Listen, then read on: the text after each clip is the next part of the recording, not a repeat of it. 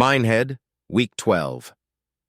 Captain Hinckley, sir, they have found us. Her newly appointed comms officer had been waiting weeks for this.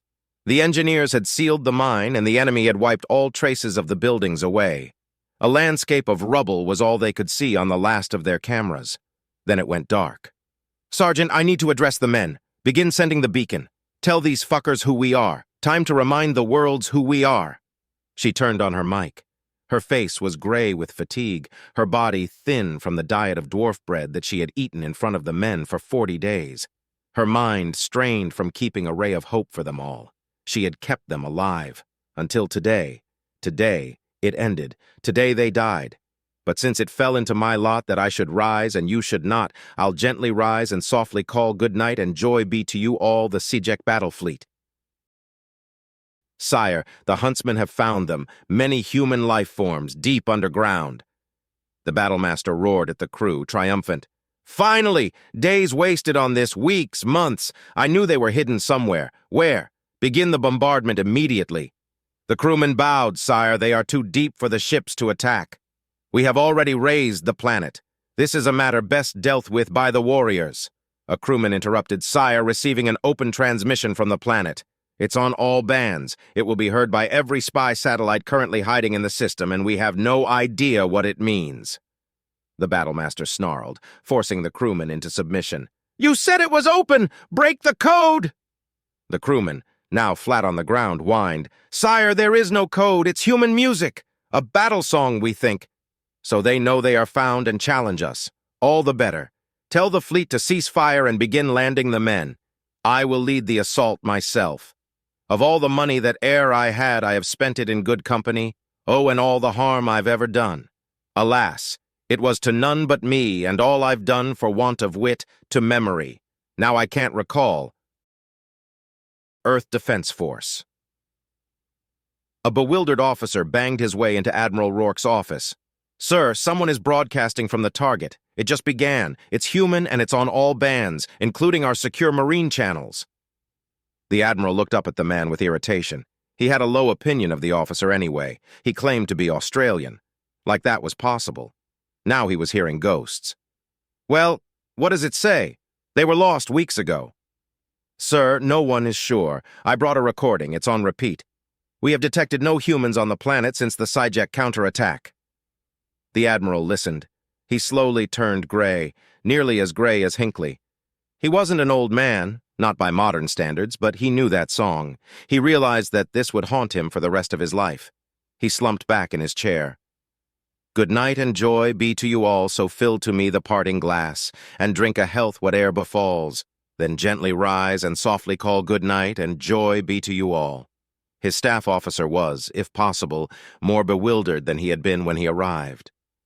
Sir, what does it mean? The Admiral stared at him with older eyes. It means we left them to die alone. He glanced at the screen. For 81 days. Alone. Tell the fleet we move now as we are. Tell them I don't give a shit about how ready they are. We are moving to attack right now. Then tell the entire Marine battalion that is on its way to my office right now that we're going in. Of all the comrades that e'er I had, they're sorry for my going away, and all the sweethearts that e'er I had, they would wish me one more day to stay. The human fleets immediately began moving. Crew were left on planet, officers shouting as the loading bays were sealed by belligerent Marines. The sense of some imminent emergency, some barely contained rage filled the ships. The Marines refused to speak, and senior officers simply said, "Wait." Once in secure space, the Marine commander addressed the fleet. For those of you unfamiliar with me, I am the Marine commander. It is unusual for me to address the fleets, however the Admiral has permitted it today. Today we learned that our men are still on the target, that those we abandoned as dead still live. Today we will right a wrong. We will recover them, and we will reclaim our lost honor. I have asked the Admiral to let you hear their message to us. This is not a battle cry. This is a farewell. They cannot stand alone any longer, and so they call out to us, knowing that the enemy is above them, listening. We are answering that call. But since it fell into my lot that I should rise and you should not, I'll gently rise and softly call good night and joy be to you all, Admiral's flagship Earth Response Fleet." He addressed his assembled captains and commanders. "Now we know why their battle fleet has been hanging around for months, sitting over a dead planet. You can rest assured that I have dealt with our intelligence office. You may pass the former staff cleaning the loading bays and toilets. All their theories that the enemy had made its point and might be willing to negotiate were exactly the bullshit we thought they were. They were hunting our people, the ones we decided were dead. We left them to be the sport of these psychopaths and fanatics. There are dues that need to be paid for our stupidity, and we are the ones going to pay it, willingly. Realistically, our people are dying down there. We will be arriving in a matter of hours, and I expect all of you to motivate your men to act accordingly." He looked to the Marine commander. "I'm afraid I need you to ensure that the rage currently filling your men is used appropriately. It is unlikely anyone will be offering surrender anyway, but remind your men of the rules. That being said, go and get your people. If it's within my power, you shall have it. The battle plans have been released to your staff. Go to work, people." Minehead, Day 81. Hinckley addressed her men. She had wrestled with this since she had realized that no one was coming. She had never once told her troops except Sergeant Elysium, who was of the same opinion. "Morning all, as you all know the day has come. It may be that our beacon will call the fleet here, but I doubt that will change much for us. We have rehearsed this. We will give them a proper Irish welcome and bleed these bastards dry. We have held them here for weeks. Our sacrifice has saved worlds and frustrated our enemies. Let them rage. Let them rush into our guns. Go to your positions and destroy these murderous scum. We might not live, but the price of our blood will be high. Let them remember this as their shame, that the fighting Irish turned their trap into a weapon against them. See you on the other side." The Sijec began landing. Without any available intel, Hinckley only had scraps of remembered reports shared with the sergeants. Maybe 6,000, maybe twice that. She had 600. She had lost some to accidents, some to despair, and some to injuries that proved too difficult to treat at the bottom of a hole. The sealed entrance was blown open.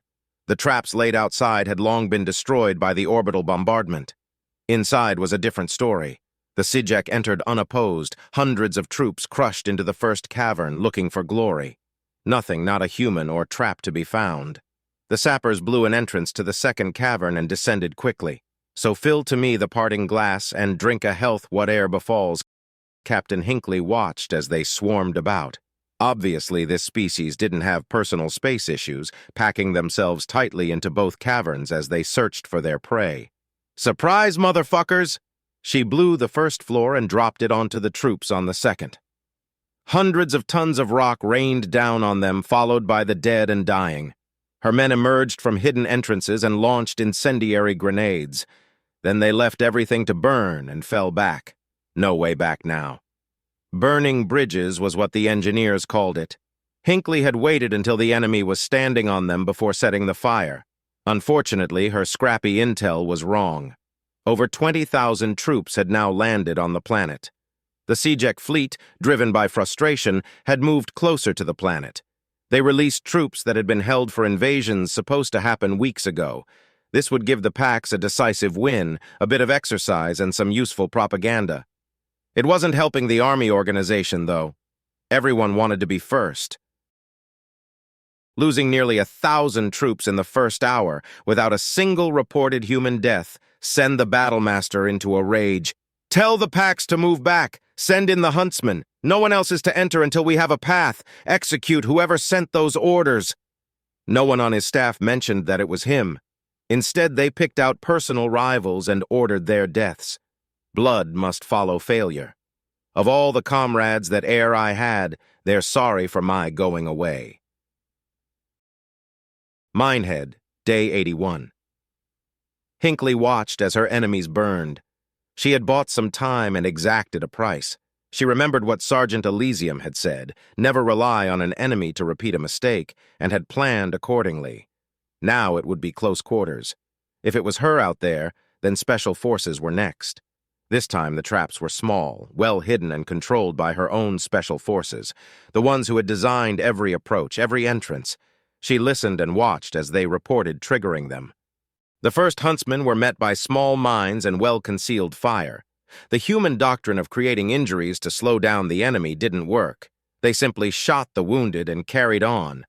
Even the worst human commander would have been embarrassed by the casualties. The Sijec were indifferent. They had plenty of men. Sniper fire riddled the enemy, but numbers matter. Despite losing few men, the humans were being pushed back. Once the Sijec had secured the entrance, the heavy ordnance began to arrive. The ESF arrived in the system.